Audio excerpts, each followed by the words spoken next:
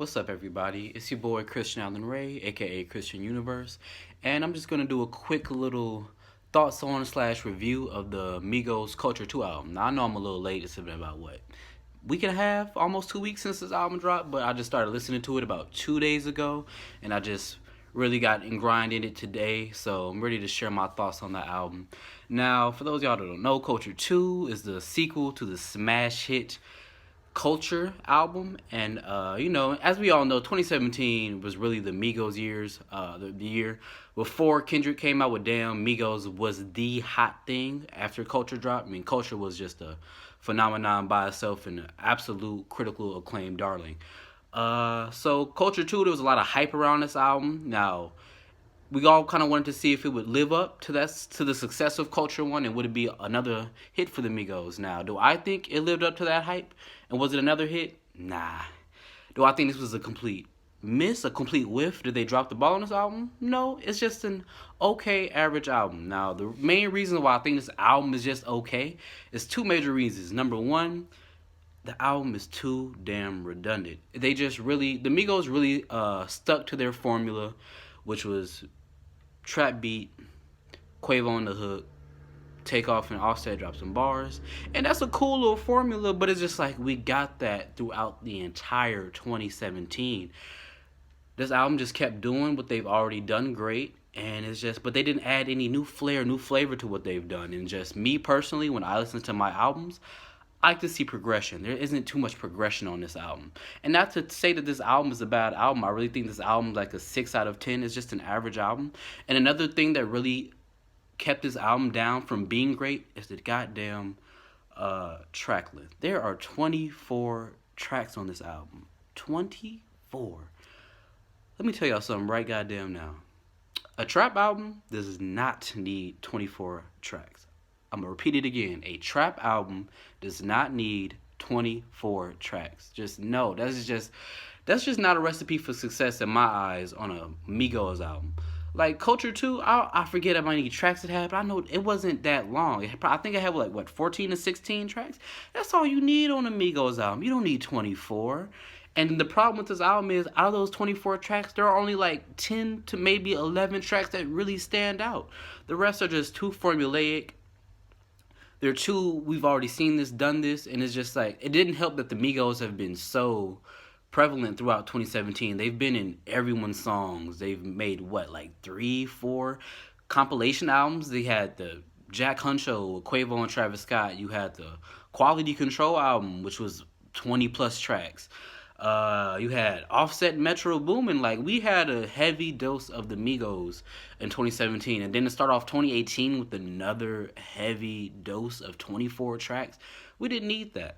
Now, let me just talk about some of the bright spots on the album. Like I said, this album isn't a bad album. There's about 10 to 11 tracks that really stood out. My personal favorites were Gang Gang and Stir Fry. Stir Fry, to me, that track is fucking amazing. That beat on there is just so infectious. It's just, ooh, as soon as it comes on, I just can't help but to start moving and start jumping. It's just, that's a club hit right there. You're gonna be in the club and they play that stir fry, niggas is gonna go crazy. And that's what the Migos do good, man. They make hits and bangers that go crazy, but it's just like 2017, we got so much of that already. Let's switch it up a little bit. And like, I feel like the stir fry beat is a great way for the Migos to switch it up a little bit. It's not a beat that you hear on every Migos track. It's a damn good beat. They do their thing that they do well, which is good hook and them spitting bars, spitting little punchlines. That's what we want. Just switch it up a little bit. And Gang Gang was another one of my favorites because it's a nice little melodic track that they made. The beat on there is so tropical and smooth, and then you got Takeoff and Quavo on the hook. And like I said, they not being formulaic on this track. It's a little something different that you don't hear from Migos 24/7. And to be honest, if the album had more tracks like this, like Stir Fry and Gang Gang, the album would easily be an 8 out of 10, 9 out of 10. Like, the album isn't far from a great album. It's just there's 24 tracks of songs that we've heard throughout 2017, songs that don't stand out, and that's the main problem on this album. There's just too many tracks that just don't stick out and that we've heard before, and they just get lost. Like, they're mind numbing. It's a mind numbing album.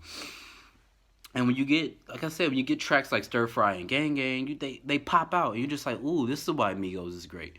Now, if you cut this album by 10 tracks, like I said, it's 24 tracks. If you drop 10 of those tracks, you have 14 tracks with 10 that I think are great songs that are damn good. That's a recipe for success right there.